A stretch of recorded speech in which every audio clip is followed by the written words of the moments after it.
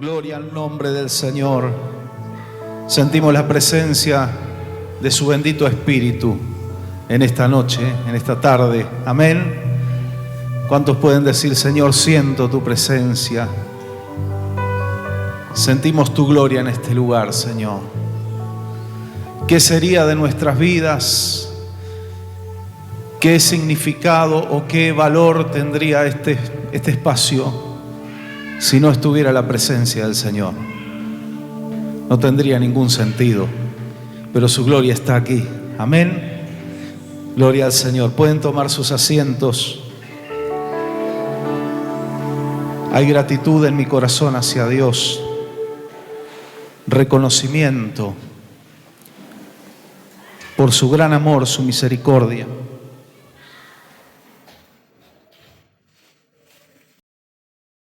Hoy estamos celebrando en la presencia del Señor la última Santa Cena del año. Amén. Qué importante que es poder estar en la casa de Dios, celebrando también, como decía mi esposa, 24 años de matrimonio, de compañerismo, 24 años de servir a Dios juntos y 18 años con nuestra hijita. Y solamente tenemos gratitud delante del Señor. Hemos pasado momentos duros, momentos difíciles, hemos pasado de todo, pero Dios es, como dice allí en Eclesiastés capítulo 4, es el cordón, el tercer doblez del cordón. Dice que cordón de 3 dobleces no se rompe fácil. Amén. Y algunos dicen, bueno, el tercer doblez son los hijos. Está bien, son puntos de vista, pero el que realmente blinda y refuerza una familia, un matrimonio, es la presencia de Dios. Amén. Ni siquiera los hijos, es la presencia de Dios.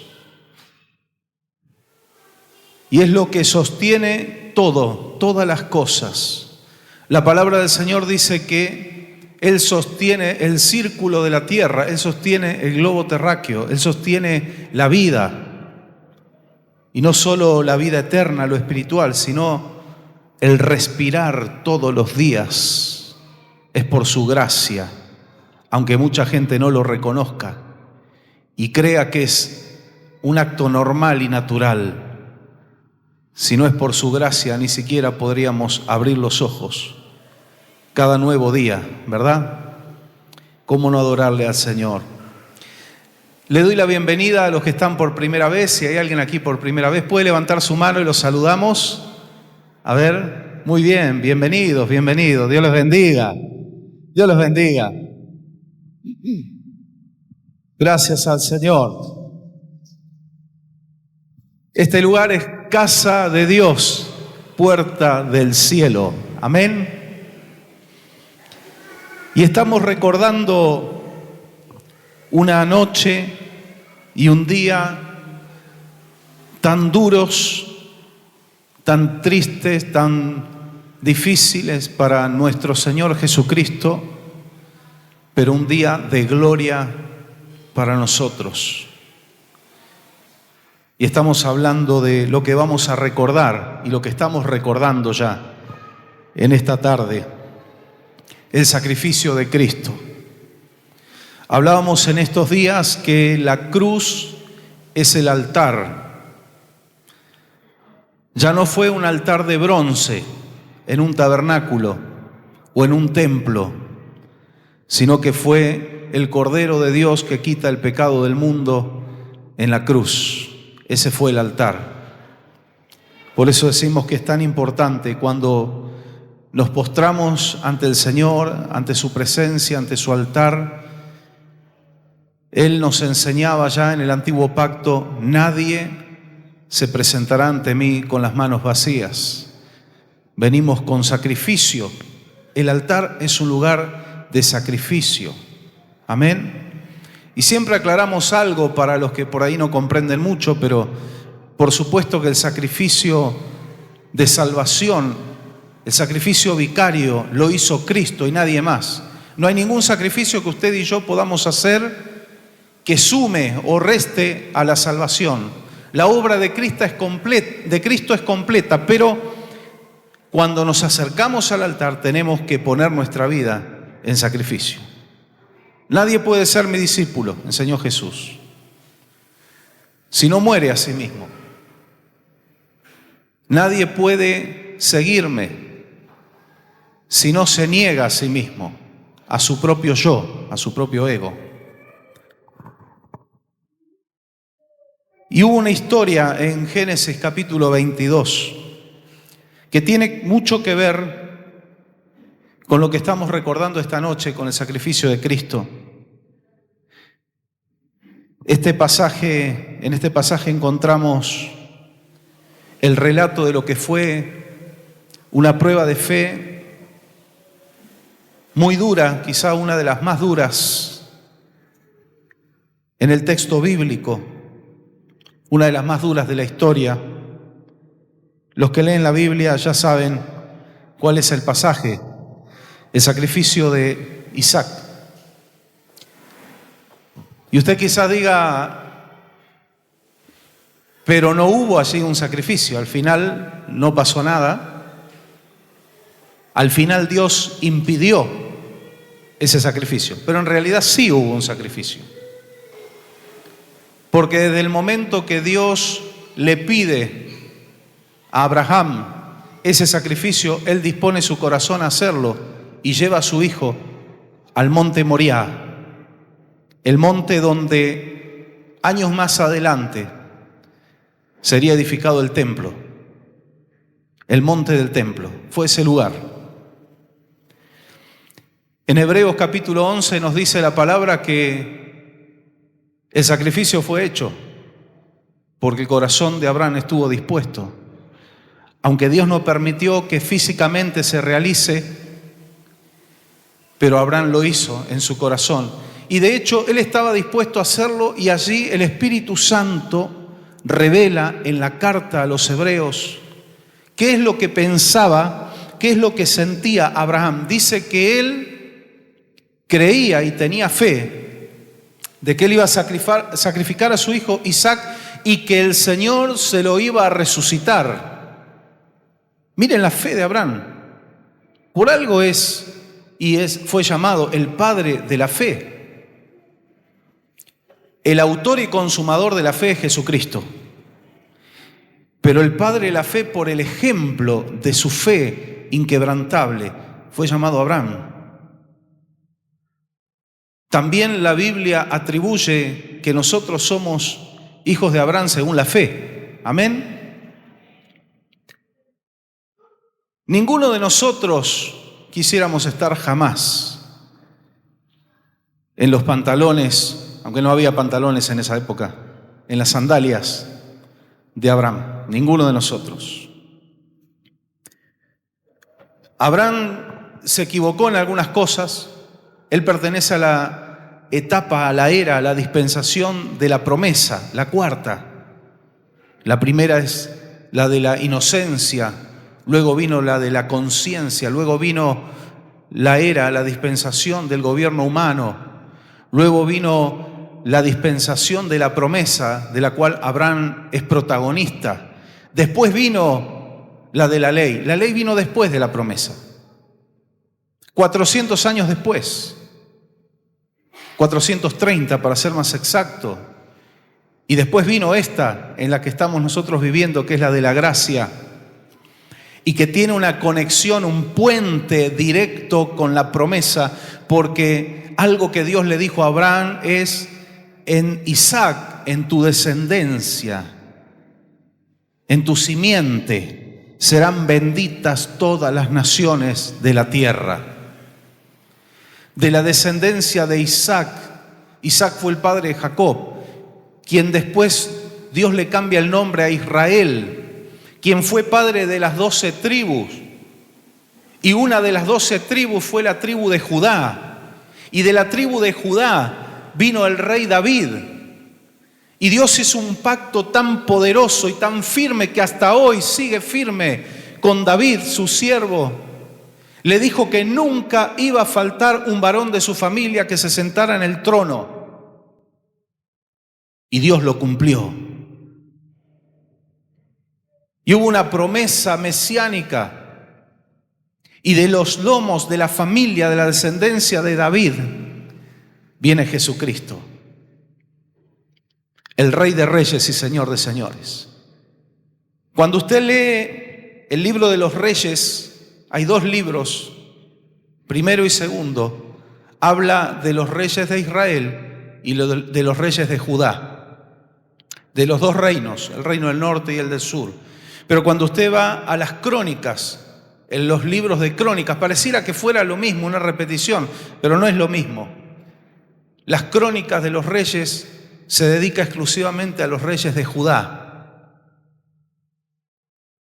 y muestra y relata cosas y detalles que en el libro de los reyes no está. De la familia de David viene, su hijo fue Salomón, edificó el templo. El hijo de Salomón, de su mano se rompe el reino y se divide. Y empiezan los dos reinos, y del lado de Israel no duraban las dinastías, no duraban. Unas, dos generaciones se mataban, venía otro, tomaba el reino, tomaba el trono, iba cambiando de familia en familia, pero del lado de Judá siempre fue, siempre, un hijo de un hijo, de un hijo, de un hijo, de un hijo de David. ¿Qué quiero decir con todo esto? Porque es bueno repasar la historia en la Biblia para entender de que Dios es fiel a sus promesas, de que Dios cumple sus pactos. Y ese pacto que hizo con Abraham, lo hizo de alguna manera con nosotros también a través de Abraham. Todas las naciones de la tierra, aún las que no existían en aquellos tiempos, como la nuestra, nuestro país, recibió de la gracia del Señor también. Nuestro país también fue visitado por el Espíritu Santo. Esa orden que Jesús le dio a sus discípulos y le dijo hasta lo último de la tierra se cumplió. ¿Cómo no creer y no confiar en las promesas de Dios? Mi hermano querido, toda promesa que Dios ha hablado es real. No se preocupe de si Dios va a cumplir o no va a cumplir. Preocupémonos nosotros en cumplir las demandas del Señor, en agradar al Señor, en obedecerle al Señor en todo, y Él sus promesas siempre las cumplirá, siempre, siempre. Génesis 22, leemos versículos desde el 1 hasta el 14. Aconteció después de estas cosas que probó Dios a Abraham y le dijo: Abraham, y él respondió: heme aquí. Y dijo: toma ahora tu hijo, tu único, Isaac, a quien amas. Yo quiero detenerme un poquito y póngase a pensar. ¿Era el único hijo en ese momento? ¿Quién más estaba ahí? Ya estaba Ismael. Ismael era hijo de Abraham. Ismael fue el primero, mas no fue el de la voluntad de Dios. Ismael fue el de la voluntad humana. Y Dios no estaba teniendo en cuenta porque la promesa se iba a cumplir en Isaac. Cuando Dios tiene bendiciones para sus hijos, son para sus hijos.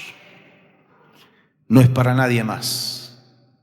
Nadie puede meterse en el camino del mar rojo abierto sino su pueblo. Cuando Dios abre el mar para su pueblo, es para su pueblo. Pero dice la palabra que queriendo los egipcios hacer lo mismo, el mar los tapó y los destruyó. Le dijo: toma tu hijo, tu único. Dios está diciendo: es el de la promesa, es sobre quien yo tengo puesto mis ojos. Es el que yo quería, es el de mi perfecta voluntad. Tu único hijo. Isaac, a quien amas. Hasta pareciera, no lo es, pero pareciera hasta una burla, ¿no? El Señor dice, tu único hijo a quien tú amas tanto, y vete a la tierra de Moriah y ofrécelo allí en holocausto sobre uno de los montes que yo te diré. Dios mío, no hay que leer este pasaje muy rápido sin detenernos a reflexionar y a ponernos en el lugar de Abraham. ¿Usted sabe lo que era un holocausto? Un holocausto era sacrificar a un animal en ofrenda a Dios y luego prenderlo fuego y que se queme hasta transformarse en cenizas. El holocausto es la ofrenda del todo quemada. Eso es lo que Dios le pidió a Abraham. Ninguno de nosotros como padre ni siquiera queremos imaginarnos esto. Nos da escozor imaginarlo simplemente. Y Abraham se levantó muy de mañana y enalbardó su asno y tomó consigo 2 siervos suyos y a Isaac su hijo y cortó la leña para el holocausto y se levantó y fue al lugar que Dios le dijo. Obediencia. Decíamos hace un rato, Abraham en algún momento se equivocó, en algún momento tuvo temor y por temor mintió, pero en la prueba de fuego Abraham fue firme. En la que era definitiva, Abraham fue firme y su fe no flaqueó. Imagino el conflicto interno, el no entender qué es lo que Dios quería, pero él empezó en la fe a meditar, y repito, esto lo vemos revelado en Hebreos, por eso hay que leer toda la Biblia. No todos los detalles de una historia están en el mismo pasaje.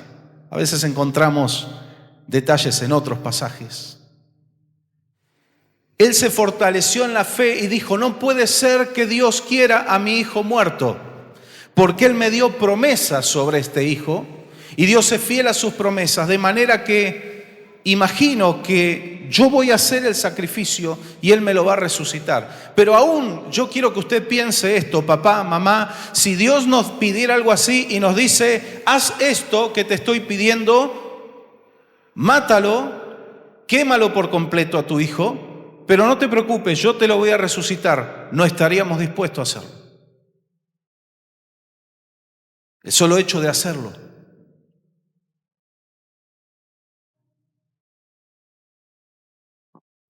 Esa fe que tuvo Abraham la podemos tener nosotros, porque él era un hombre como nosotros.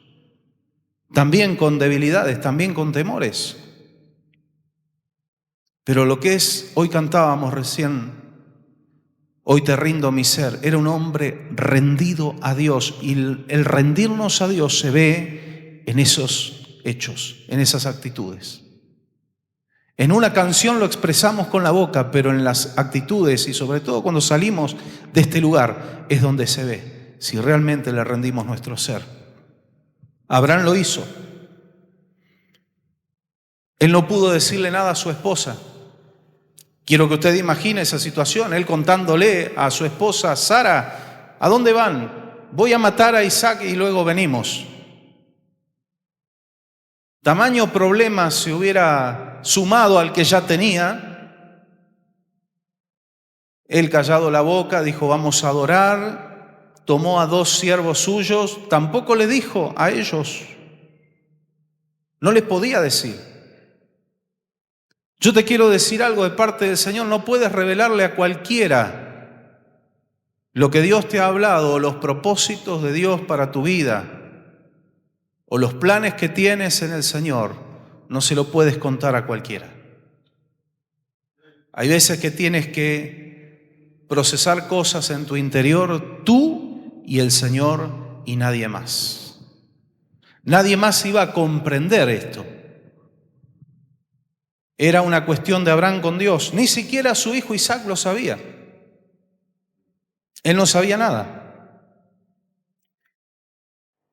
Al tercer día, alzó Abraham sus ojos, versículo 4, y vio el lugar de lejos. Entonces dijo Abraham a sus siervos: esperad aquí con el asno, y yo y el muchacho, escuche estas palabras de fe, iremos hasta allí y adoraremos, plural, adoraremos y volveremos a vosotros, plural. Iremos, adoraremos y volveremos. Eso es fe. Eso es fe. ¿Cómo él podía decir, voy a volver con mi hijo, si Dios le había dicho que lo sacrificara? Él tenía fe. Dios puede levantar a los muertos. Claro, hoy nosotros tenemos toda la palabra escrita que fortalece nuestra fe. Hay revelación que Abraham no tenía o no tenía los detalles, y hoy nosotros tenemos que hay resurrección de los muertos, que un día sonará la final trompeta, los muertos en Cristo resucitarán primero, nosotros seremos transformados. Todo eso lo sabemos, pero Abraham no tenía una Biblia que consultar porque no había nada escrito todavía. Todavía no tenía nada escrito, pero él tenía revelación de que Dios podía levantar a los muertos. Y hay creyentes hoy que con toda la Biblia completa no la leen, no la creen, creen algunas cosas, son selectivos. Cuando nos dice el apóstol Pablo que toda la palabra es inspirada por Dios, toda, hasta las genealogías, todo tiene un mensaje de parte de Dios para nuestras vidas. Iremos, adoraremos y volveremos. Y tomó Abraham la leña del holocausto y la puso sobre Isaac su hijo. Vamos a empezar a ver, yo quiero que preste mucha atención, figuras del sacrificio de Cristo. Puso la leña sobre su hijo. Y tomó en su mano el fuego y el cuchillo, y fueron ambos juntos. Entonces habló Isaac a Abraham, ya estaba sospechando algo, su padre, y dijo: Padre mío. Y él respondió: heme aquí, mi hijo. Y él dijo: he aquí el fuego y la leña, mas ¿dónde está el cordero para el holocausto? Acá falta algo. Está todo menos el sacrificio.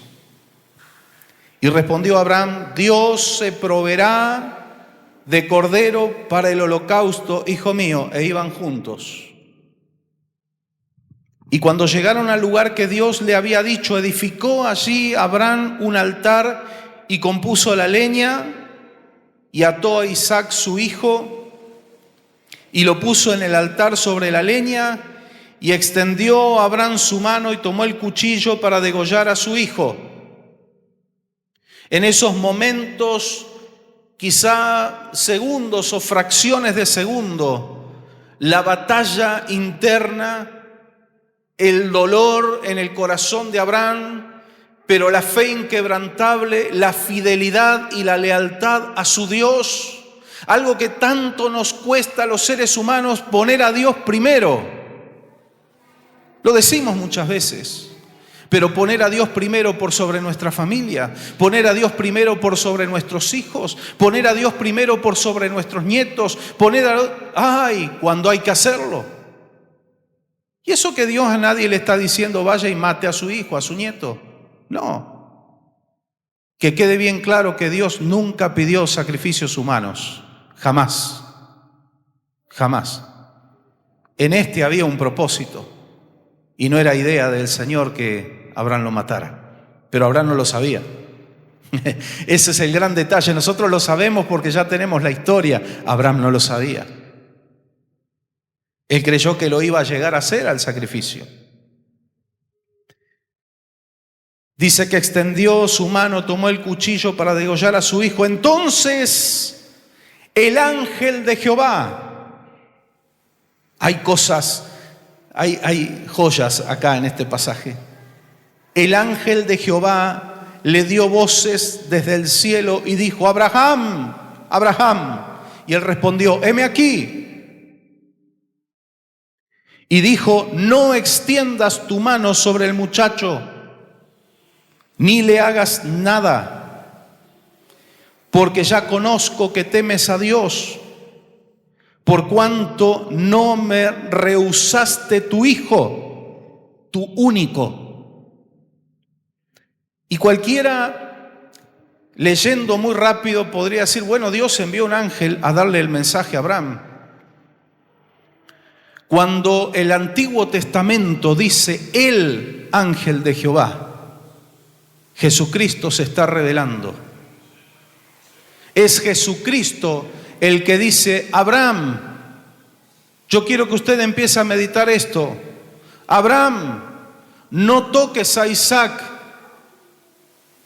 Y en ese momento no se lo dijo, pero imaginamos al Señor desde los cielos. Todavía Cristo no se había manifestado en carne, pero desde los cielos Jesús estaba pensando: yo voy a ir en lugar de Isaac. Pero no solo de Isaac, yo voy a ir en lugar tuyo. Yo voy a ir en lugar de Jacob. Yo voy a ir en lugar de los que vendrán después. Ahí el Señor detuvo el sacrificio. Pero 42 generaciones más adelante, Cristo mismo vendría a ocupar ese lugar. Eso es lo que estamos recordando esta noche. El glorioso, poderoso sacrificio de Cristo, el que hace que nosotros estemos aquí adorándole, que le dediquemos tiempo, que dejemos todo de lado en nuestra vida para venir a adorar al Señor, porque le dejamos un rato a nuestra rutina, pero tenemos vida eterna en Cristo Jesús. Dale un fuerte aplauso al Señor. Vida eterna. Gloria a Dios.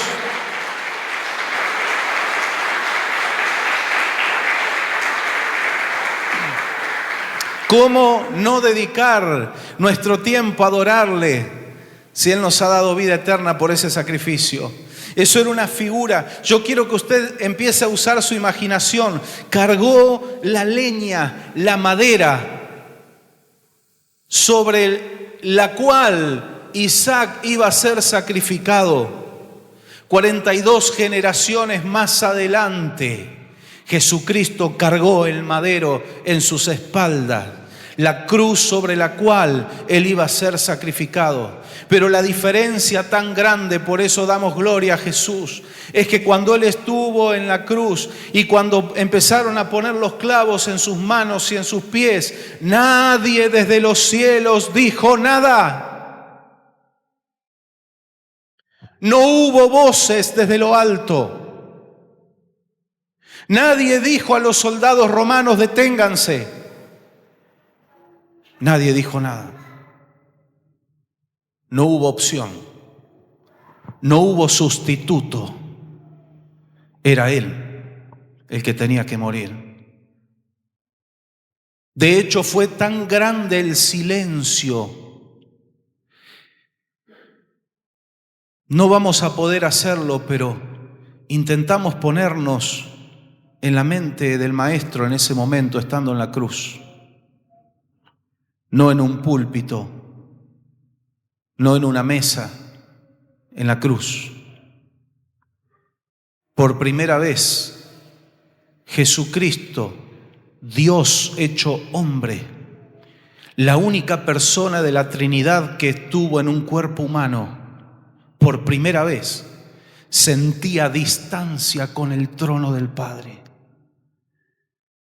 Él nunca había experimentado la distancia, la lejanía, la indiferencia del Padre, jamás. Él estaba al lado del Padre, juntos fundaron la tierra, crearon todo lo que existe, dieron vida a las células, formaron al hombre. De ahí venimos nosotros, no del mono ni de ninguna explosión azarosa en el universo, venimos de las manos del Creador. Nunca Él había estado lejos porque Él es Dios, pero ahora estaba limitado en un cuerpo de carne, no porque alguien lo metió allí. Él se ofreció, por eso le adoramos. Él no lo hizo por obligación, Él quiso hacerlo. Vamos a recordarlo cuando comamos el pan, cuando tomemos el vino. símbolo del cuerpo y de la sangre de Cristo. Señor, te adoramos porque voluntariamente lo hiciste. Siendo rico se hizo pobre, se humilló a sí mismo. Ya no era el atado de leña, era la cruz, y nadie diría detente. De hecho, fue tan grande esa distancia, ese frío espiritual que él sintió, que dijo: Dios mío, ¿por qué me has abandonado? Elí, Elí, lama sabactani. ¿Sabe cuál es el peor castigo del infierno? ¿O del lago de fuego y azufre eterno? No es el fuego y el azufre. Aunque suena aterrador, no ese es el peor castigo. El apóstol Pablo recibe revelación de lo que es el peor castigo y dice: alejados, separados de la presencia de Dios por toda la eternidad. Ese es el peor castigo. Jesucristo lo sintió durante unas horas, unos momentos en la cruz, y fue terrible. Le dolió a Jesús más que los clavos. Le dolió a Jesús más que los latigazos. Ese silencio del Padre, esa lejanía. ¿Cuál es, por ende, el premio más grande de la vida eterna? No es el no tener que sufrir más enfermedades, el no tener que ganar más el pan con el sudor de nuestra frente. No es ese el premio más grande. El premio más grande es estar en la presencia del Señor y ver su rostro por la eternidad. Gloria al Señor, gloria sea el nombre de Jesús. Gloria sea tu nombre, Jesucristo. Es ese el premio más glorioso. Lo demás son accesorios. Le podemos llamar añadiduras del cielo. Está bien, pero el premio más grande: le daré la estrella resplandeciente de la mañana. Ese es el premio. Jesucristo, Jesucristo. ¿Sabe que Él pasó esos momentos en la cruz para que usted y yo no tengamos que sufrir lo que es estar lejos de la presencia de Dios? Pero me aterroriza pensar que hay cristianos que no les importa si no sienten la presencia de Dios, si no oran, si no agarran la palabra, si no están en comunión con Dios. No sienten nada. ¿Cómo puede ser? Se le vino el mundo abajo a Jesucristo cuando no hubo comunión con el Padre en la cruz, pero hay creyentes que así sobreviven y subsisten, sin comunión. Y hoy tenemos el tremendo privilegio de tener comunión con Dios. Por eso el Padre nos invita a todos nosotros, no solamente a la gente que todavía no le conoce a Jesús, a todos nosotros nos invita y dice: acérquense confiadamente al trono de la gracia para hallar el oportuno socorro. El trono de la gracia es el monte. El trono de la gracia es el arca del pacto. El trono de la gracia es el lugar santísimo donde solamente el sumo sacerdote un día en el año podía entrar y nadie más tenía permitido. Y hoy nosotros tenemos camino abierto. Cuando Cristo dijo: esto es mi cuerpo que por vosotros es partido, haced esto en memoria de mí. La palabra relaciona el cuerpo de Cristo con el velo, el cortinado que había en el lugar santísimo, y ahí está profetizando diciendo: se rompe ese cortinado y el que quiere puede entrar. Ya no solo el sumo sacerdote, cualquiera de ustedes en el momento que quiera. Gloria a Dios por estos tiempos. Podemos decir que tiempos difíciles nos han tocado vivir. Sí, en lo mundano,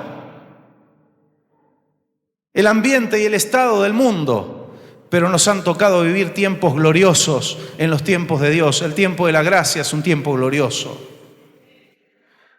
Tenemos y disfrutamos lo que ni siquiera Abraham, Isaac, Jacob, ni Moisés pudieron disfrutar. Nosotros lo tenemos al alcance de la mano. Aprovechémoslo. Aprovechemos esa libertad para entrar a su presencia. ¿Cómo sabemos que el ángel de Jehová? Bueno, hemos estudiado sobre esto, pero hay un detalle aquí en este pasaje. ¿Cómo sabemos que es Jesucristo el que está hablando? Hay un detalle fundamental. Ya conozco que temes a Dios, versículo 12. Por cuanto no me rehusaste tu único hijo. Ningún ángel puede aceptar sacrificios. Ningún ángel, a ningún ángel se le puede dar ofrenda. A ningún ángel se le puede dar adoración. Ellos no tienen permitido recibir la gloria es del Señor. Cuando aquí el ángel de Jehová está diciendo, no me rehusaste tu único hijo en sacrificio, es Cristo el que está hablando. Es el que después iba a ocupar ese lugar.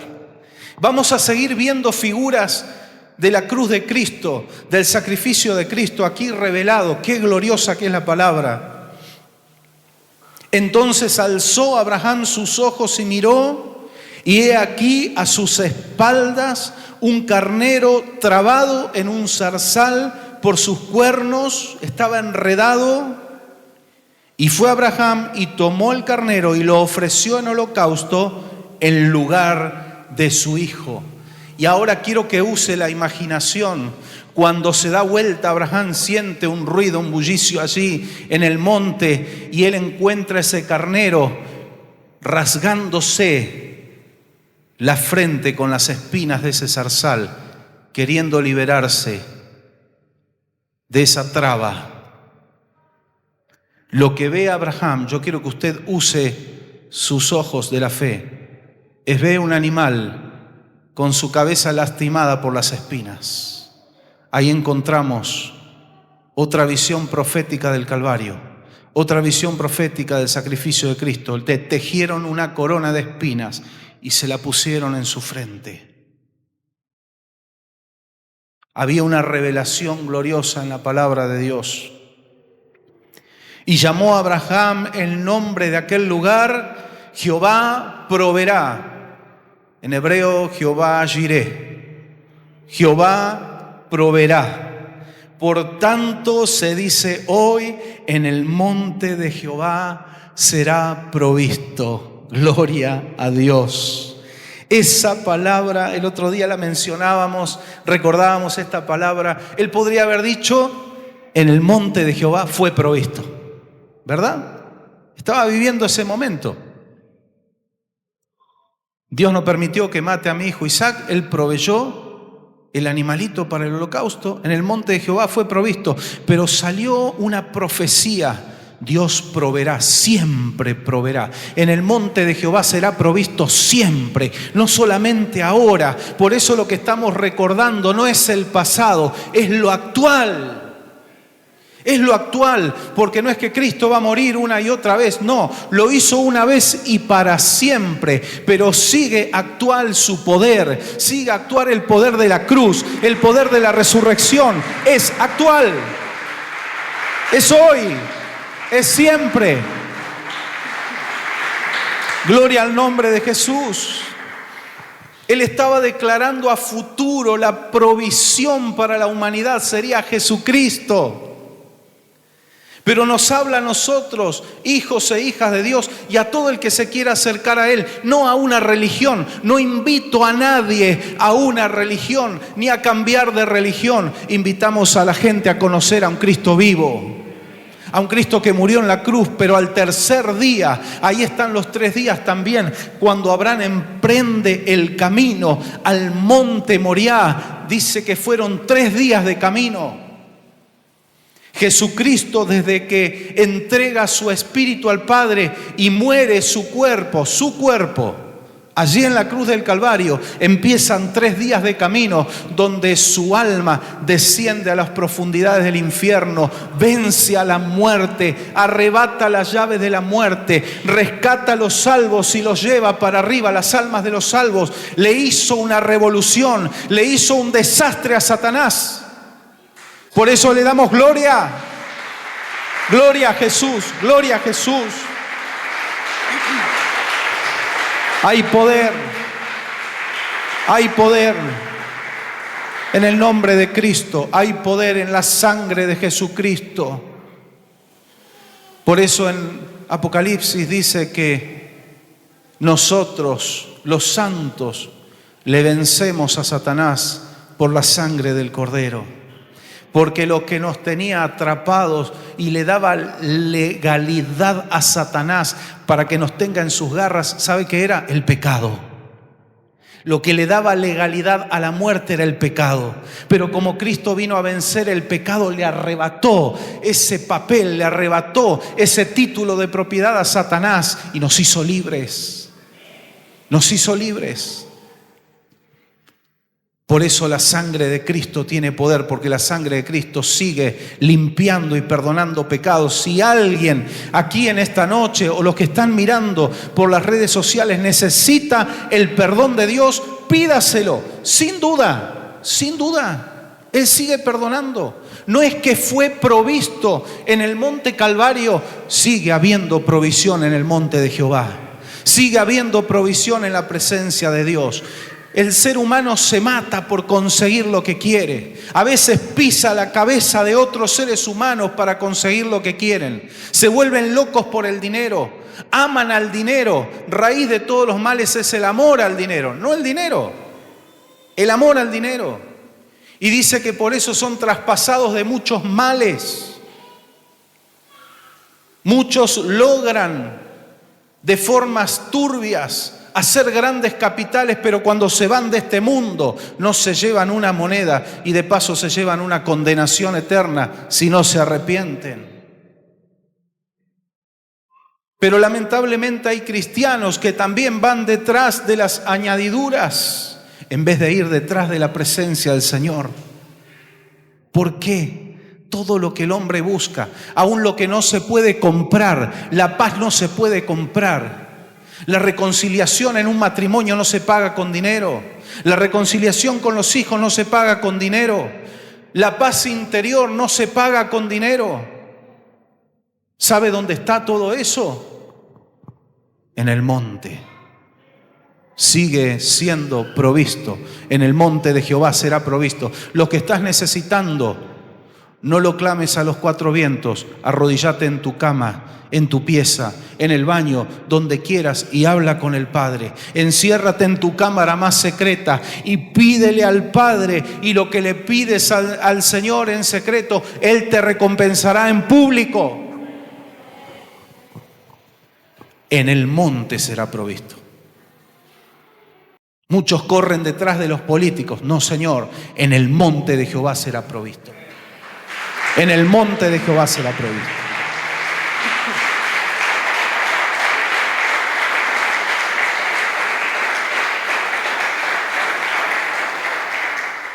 Dios puede usar algún político para bendecirte. Sí, puede hacerlo. Pero lo que no tienes que hacer es correr detrás de ellos. Correr detrás del poder humano, poder efímero. En el monte de Jehová será provisto. ¿Cómo se llega al monte? Oración y adoración. Cuando vemos la figura del tabernáculo o la figura del templo más adelante, encontramos que cuando estábamos frente al cortinado del lugar santísimo, detrás del cortinado el arca del pacto, pero pegado al cortinado ese, el último mobiliario que había era el altar de oro, ese altar pequeño donde se quemaba el incienso.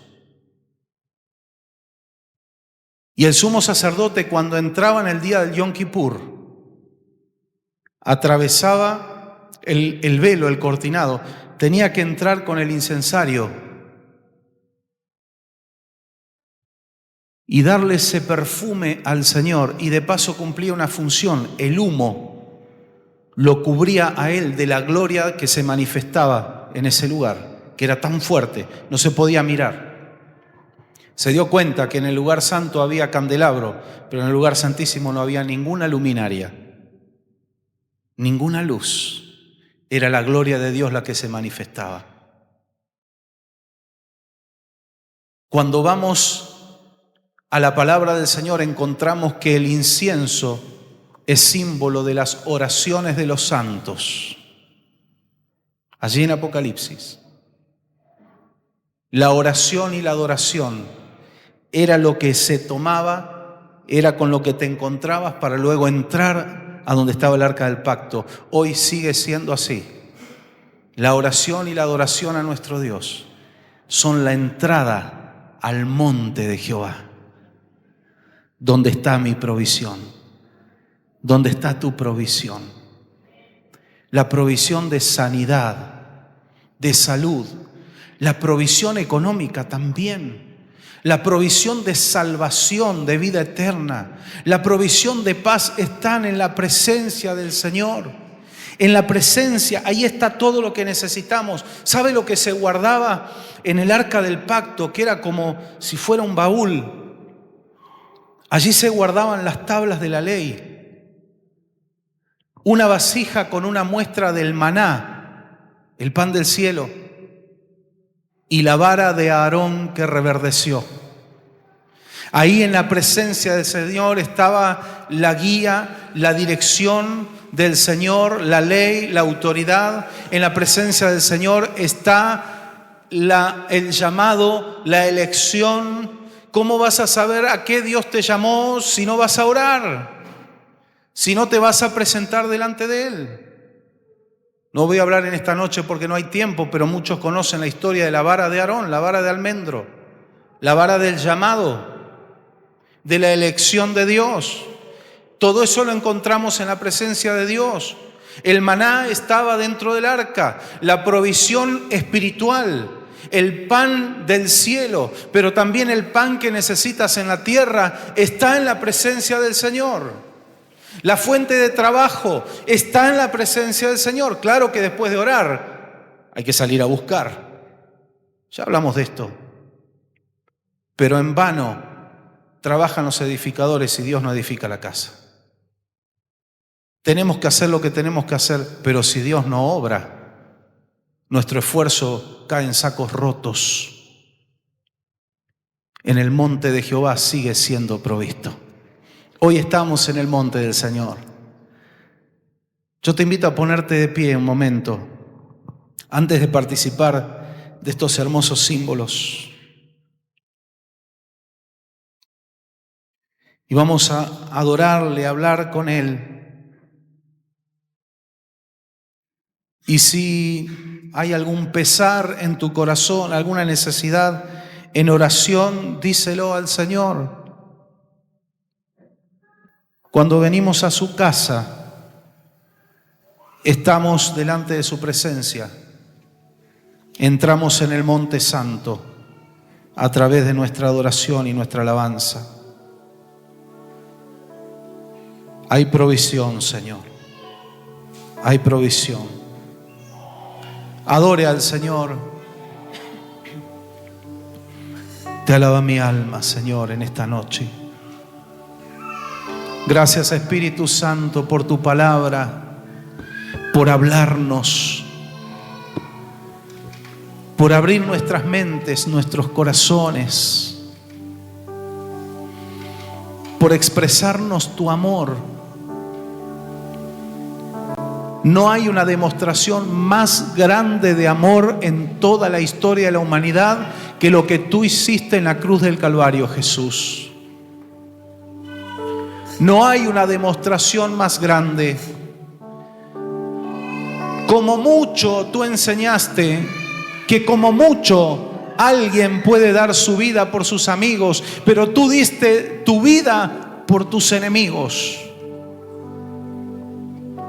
Porque siendo aún enemigos, tú moriste por nosotros. Porque siendo aún pecadores, nosotros, Cristo murió por nosotros. Si hay alguien que está mirando por las redes sociales, o escuchando la radio, o aquí, en este lugar, en su casa,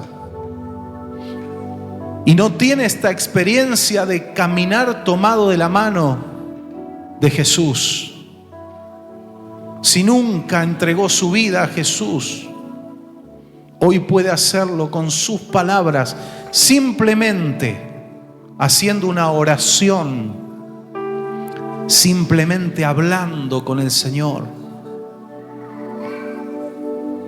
Yo puedo guiarte con algunas palabras sencillas. Puedes decirle a Jesús, y no pierdas la oportunidad de hacerlo: Señor Jesús, te pido perdón por mis pecados. Me reconozco pecador ante ti. Te pido que me perdones, que tu sangre preciosa me limpie, borra mis pecados, borra toda condenación. Te acepto como mi Señor, como mi Rey, como mi Salvador. Quiero a partir de esta noche ser tu hijo o tu hija. Gracias, Señor, por morir por mí en la cruz. Acepto ese sacrificio en el nombre de Jesús. Amén. Y Señor, te damos gloria, porque aún en la actualidad y mientras exista un ser humano sobre la tierra, tú seguirás salvando. Espíritu Santo, haz la obra en los corazones. Espíritu Santo, trae fortaleza. Quita el desaliento, la duda, el temor. Desarraiga. Que venga la convicción y la fe sobre cada vida, sobre cada corazón, en el nombre de Jesús. Estamos en tu casa, en tu monte santo, donde ahora, hoy, hay provisión de salvación, de sanidad. Hay milagros. Tú vas a seguir haciendo milagros, Señor, de diferentes tipos. No hay nada imposible para ti. En la cruz del Calvario tú nos diste victoria, no solo contra el pecado, sino contra la tristeza, la angustia, contra la depresión. Tú nos diste victoria contra la miseria, contra la pobreza, contra toda clase de mal.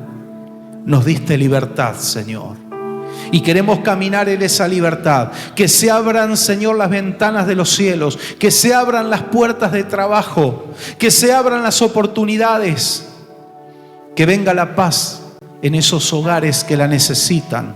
En esas vidas que la necesitan. Sean inundadas de tu paz, Señor.